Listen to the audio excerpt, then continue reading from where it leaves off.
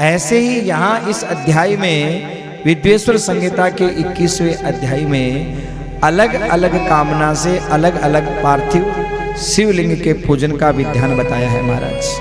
सबसे पहले 7वां श्लोक, इसमें कहते हैं विद्यार्थिम पुरुष है प्रीत्या सहस्रमित पार्थिवम पूजये शिवलिंगम ही निश्चया तत्फल प्रदम। अगर कोई पढ़ने वाला बच्चा विद्या की मन में कामना रखता है कि मैं विद्या प्राप्ति की कामना से बाबा महादेव का और ये शिवार्चन कर रहा हूं, पार्थिव शिव पूजन कर रहा हूं, तो इस 7वें श्लोक में लिखा है कि उसे 1000 पार्थिव शिवलिंगों का पूजन करना चाहिए।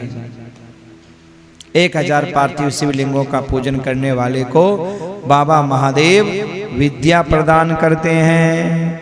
और अगर कोई चाहे कि भैया विद्या छोड़ो, हमें तो धन मिल जाए बस बहुत है, काम चल जाएगा, विद्या छोड़ो, हमारा तो बढ़िया व्यापार चलना चाहिए, पैसा आना चाहिए, तो अगर कोई धन की कामना से बाबा महादेव का पार्थिव शिव पूजन करना चाहता है तो शिव महापुराण के विद्वेश्वर संहिता के और इस 21वें अध्याय के 8वें श्लोक में कहते हैं नर पार्थिव लिंगानाम धनार्थिम च तदर्थकम पुत्रार्थिम सार्ध सहस्त्रम वस्त्रार्थिम शतपंचकम। विद्वेश्वर संहिता 21वां अध्याय 8वां श्लोक, जिसमें क्या लिखा हुआ है कि धन चाहने वाला व्यक्ति अगर शिव पूजन करना चाहता है तो उसे महाराज किस प्रकार विद्या चाहने वाले से आधा पार्थिव शिव पूजन करना होगा। 1000 तो धन चाहने वाले को कितना 500, हाँ धन चाहने वाले पुरुष को आधा यानी 500। और किसी के मन में पुत्र की चाह हो तो महाराज पुत्र की चाह वालों को थोड़ा बढ़ा करके बताया कि कम से कम 1500 यानी 1500 कम से कम पार्थिव शिवलिंग का पूजन करना पड़ेगा। और महाराज जिसको सुंदर वस्त्रों की कामना हो, अभिलाषा हो, तो वस्त्र चाहने वाले व्यक्ति को भी 500 शिवलिंगों का पूजन करना चाहिए कि धन धान का भंडार भरा रहे। और अगर कोई मोक्ष चाहता हो कि भैया हमें तो मोक्ष मिल जाए, छोड़ो सब दुनियादारी बहुत दिया ठाकुर जी ने, तो कितना शिवलिंग का पूजन करना चाहिए? तो सजनों 9वां श्लोक विद्वेश्वर संहिता 21वां अध्याय 9वां श्लोक क्या लिखा है? मोक्षार्थिम कोटि गुणितम भूकामश्च सहस्त्रकम दयार्थिम च त्रिसहस्त्रम तीर्थार्थिम द्विसहस्त्रकम।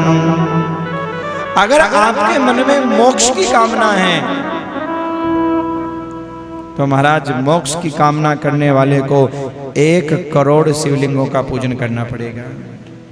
ऐसे थोड़ी मोक्ष मिल जाएगी कि महाराज जन्म ही बीत जाएंगे, तो जन्म बीतते बीतते तो मोक्ष मिलेगी ही। एक जन्म में मोक्ष आसानी से थोड़ी मिलेगी भाई। हाँ कामना तो कामना, निष्काम होकर कार्य करिए, ठाकुर जी मोक्ष हो सकता है इसी जन्म में दे दे, बाबा अवडल महादेव इसी दिन में दे दे महाराज, पर गारंटी के साथ मोक्ष मिले ही तो श्रद्धा भक्ति और भाव के साथ 1 करोड़ शिवलिंगों का पूजन करना चाहिए। और भैया कोई भूमि की अभिलाषा अपने जीवन में रखता हो, भूमि लाभ लेना चाहता हो, तो उसे 1000 शिवलिंग का पूजन करना चाहिए, पार्थिव शिवलिंग का पूजन करना चाहिए। और मुझे अपनों की बड़ों की कृपा दया मिलती रहे, ऐसे व्यक्ति को, ऐसे इच्छा वाले को 3000 पार्थिव शिवलिंगों का पूजन करना चाहिए। इस प्रकार अलग अलग। अगर कोई कारागार में बंद है, केस चल रहा है, कारागार में बंद है, अब उस बंधन से छूटना चाहता है, हाँ कारागार के बंधन से छूटना कोई चाहता है और शिव पूजन, क्योंकि शिव पूजन तो अलग अलग कामना से होता है ना भाई। तो अगर कोई देखिए, चाहे शिव पर जल चढ़ाना हो, चाहे पार्थिव शिवलिंग बनाना हो, चाहे फूल चढ़ाना हो, तो यहाँ इस अध्याय में जैसे पार्थिव शिवलिंगों के बारे में लिखा है, आगे ऐसा ही शिव पर किस कामना से कौन सा फूल चढ़ाएं और कौन सा धान चढ़ाएं, अलग अलग यहाँ पर वर्णन किया गया है। तो अगर कोई व्यक्ति जेल से छुटकारा चाहता है, कारागार आदि से बंधन से छुटकारा चाहता है, तो उसे 1500 शिवलिंगों का, पार्थिव शिवलिंगों का बना करके पूजन करना चाहिए। और अगर उसे राजा से भय है, अगर उसे राज भय है और राज भय से अगर वो मुक्ति चाहता है, तो उसके लिए 500 शिवलिंगों का विधान यहाँ पर बताया गया है। विधि विधान के साथ में उसे पूजन करना चाहिए। ज्यादा चोरी आदि अगर किसी के यहाँ होती है, चोरों से अगर ज्यादा भय है, तो 200 शिवलिंग बड़ी श्रद्धा भक्ति भाव के साथ में। और महाराज किसी को लगता है कि अलाय बलाय डाकनी साकनी भूतनी प्रेतनी पिशाचनी हमारे यहाँ घुस गई है, तो उसको 500 शिवलिंगों से बाबा महादेव का अर्चन करना चाहिए। ये शिवलिंग, पार्थिव शिवलिंग की यहाँ बात हो रही है।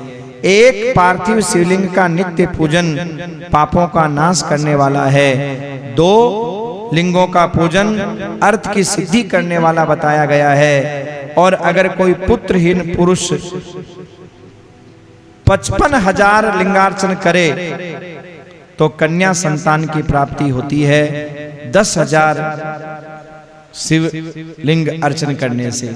अगर पुरुष की प्राप्ति चाहिए तो 55,000 शिवलिंग के द्वारा बाबा महादेव का पूजन करें, और कन्या की प्राप्ति चाहिए तो 10,000 शिवलिंगों का पूजन करें, तो महाराज कन्या की प्राप्ति होती है। जो मनुष्य पृथ्वी पर 1 करोड़ शिवलिंग का अर्चन कर लेता है, वो साक्षात भगवान शाम सदा शिव के सारूप्य को प्राप्त कर लेता है। ऐसा यहाँ पर वर्णन किया गया है। 21वां श्लोक, विद्वेश्वर संहिता 21वां अध्याय 21वां श्लोक। इसमें क्या लिखा है? कोटि में काम तु लिंगानाम यह करोति नरो भुवि शिव एव भवेत् सोपि नात्र कार्यो विचारणः।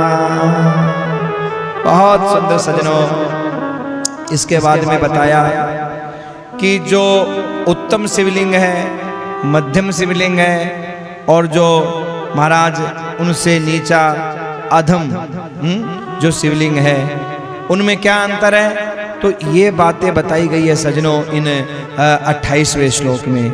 शिव महापुराण विद्वेश्वर संहिता 21वां अध्याय 28वां श्लोक। इसमें क्या बताया 28वें श्लोक में?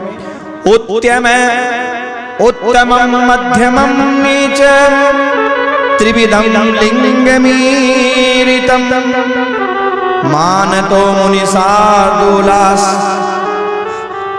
तव क्षिणुष्व वदाम्यहम् तव क्षिणुस्त्वं वदाम्यहम्। हे सोनकादि महात्माओं, भगवान शिव के जो पार्थिव शिवलिंग बनाए जाते हैं, उनकी 3 कोटि बताई गई है। एक है उत्तम, एक है मध्यम, और एक है अधम। मध्यम, अधम, उत्तम, ये 3 कोटियां महाराज बताई गई हैं। 29वें श्लोक में क्या लिखा है? विद्वेश्वर संहिता अध्याय 21 श्लोक 29 क्या लिखा है? इसमें लिखा है मध्यम कौन सा है, उत्तम कौन सा है, अधम कौन सा है। तो क्या लिखा है? चतुरंगुलमुच्छायं रम्यं वेदिकयायुतं उत्तमं लिंगमाख्यातं